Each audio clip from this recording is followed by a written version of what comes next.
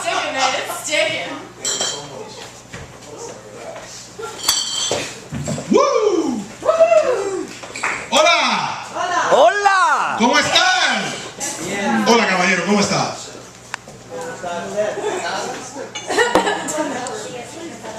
I barely speak enough Hola. English or Spanish. ¿Cómo está? Bien, gracias. What is she saying? I don't know what she's saying. I don't understand what she's saying. Anyway. No Does anybody- habla español. You speak Spanish, I speak English. Anyway, Oh! my name is Luis Fuentes. I come all the way, by the way, I'm Puerto Rican, which means hide your wallets.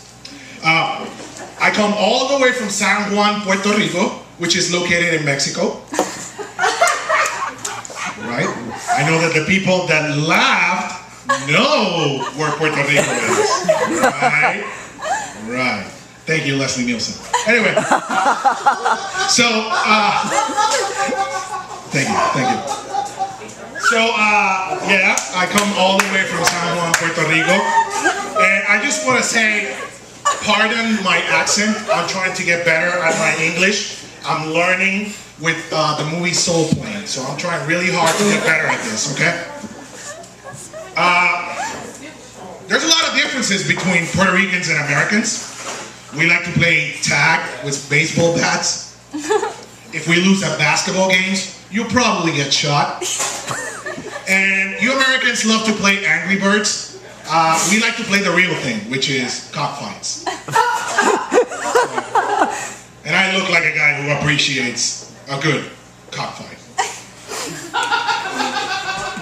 No, wait a minute. No, not that way. Not that way.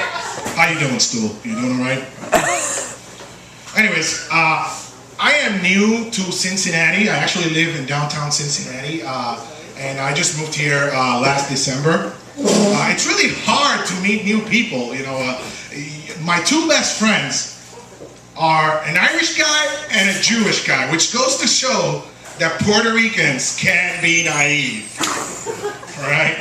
I mean, I am friends with the only Jewish guy that's friggin' broke. That's a lot to say. Like, the guy tries to sell me in the street. Hey, excuse me, you want to get some fun time with my Puerto Rican friend? Come on, $20. Once you go fat, you get a heart attack. Damn straight. Damn straight. There you go. Who said that? Who said that? Who said? Oh, that guy over there? You deserve a rooster. If you were a girl, you would deserve a cock. Anyway. So, speaking of fat, I'm not fat, I'm heroically proportioned. When I was growing up, I have two cousins that they're like my brothers. But man, I hate those fuckers. You know why? Because they would let me know right from the get-go that I was fat. I mean, like when I was born, they would, you know, my aunt would see like, he's a cute baby. And my other aunt would say, oh, he's a cute baby. And my cousins would come in and say, oh, is that a bowling ball talking? He's like, oh, he's fat. I get it now. He's fat. Okay. So they let me know that I'm fat all my life. One time I was doing this road trip over in Florida, and we were playing this game that Americans call, ¿cómo se dice? I Spy. I Spy. So we're like, I spy, you know, I spy something with a letter W, window. I spy something with a letter L, GPS. So my cousin...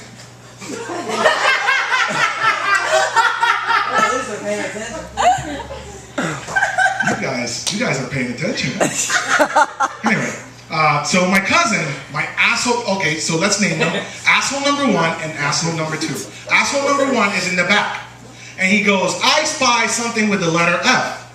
And I'm driving, I'm trying to look around, like, I don't see anything with the letter F around here until, you know, unless air conditioner starts with an F.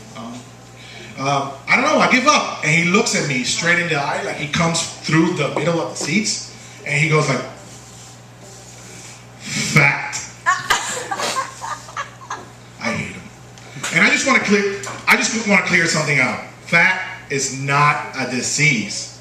I've heard these reports, like people saying fat is a disease. It's not. It's not.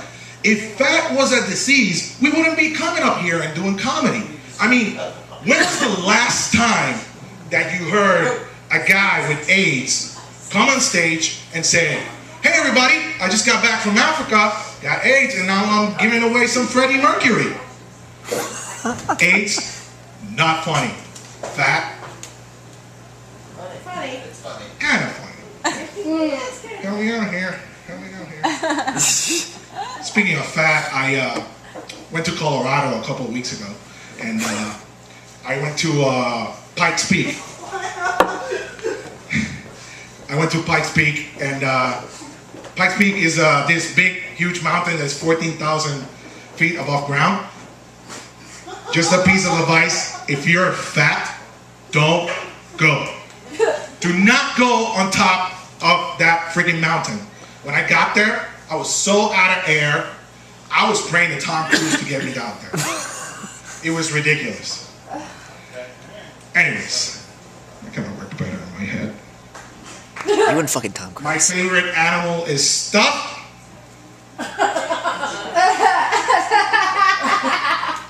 Oh, did you guys hear the news about Beyonce? She's not pregnant. She's not pregnant for real.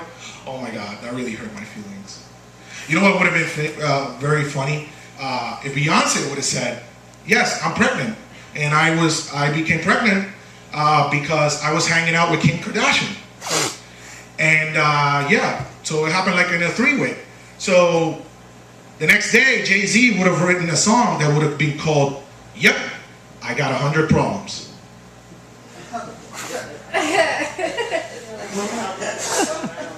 You got 99 problems with a bitch ain't no bitch. Thank you very much. Don't you just hate it when you grow up and when you appreciate things when you're little? Like you see commercials of the Kool-Aid Man, and you're young, you're a kid, and you say, "Oh my God, it's the Kool-Aid Man." Then you grow up, you turn 30 or you turn 40 or whatever, and you go like, "Oh my God, it's diabetes." Oh no!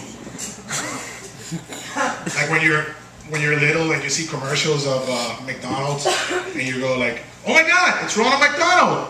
And you grow up and you go like say, "Oh my God, it's Coach Sandusky."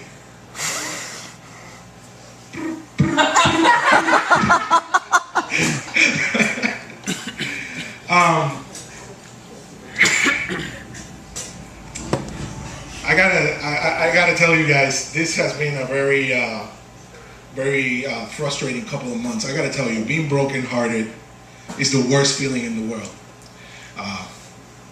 Wait, no. Being on drugs has to be the worst feeling in the world.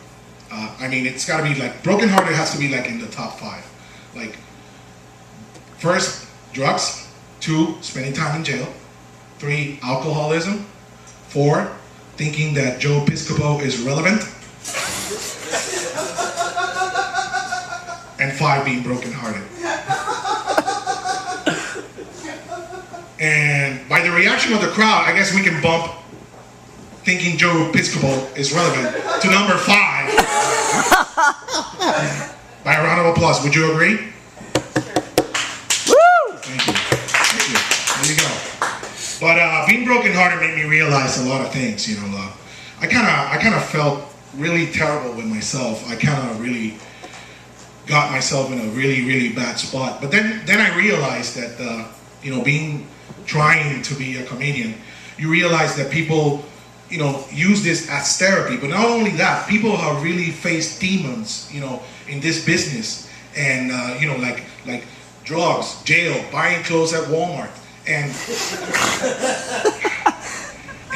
I just think of that, and I just want to tell all comedians that I really appreciate what you do, and that I'm really a big pussy for just thinking that my problems were bigger than that. So I just want to thank everybody with this last joke. Back in kindergarten. Oh, come on, that's not the punchline. You gotta wait for the punchline. Thank you. That's what I do.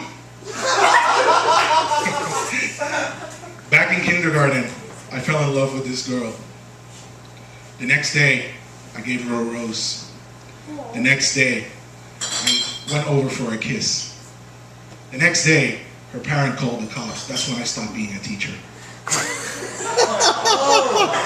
My name is Luis Fuentes, and there ain't no sock in my crotch. Thank you.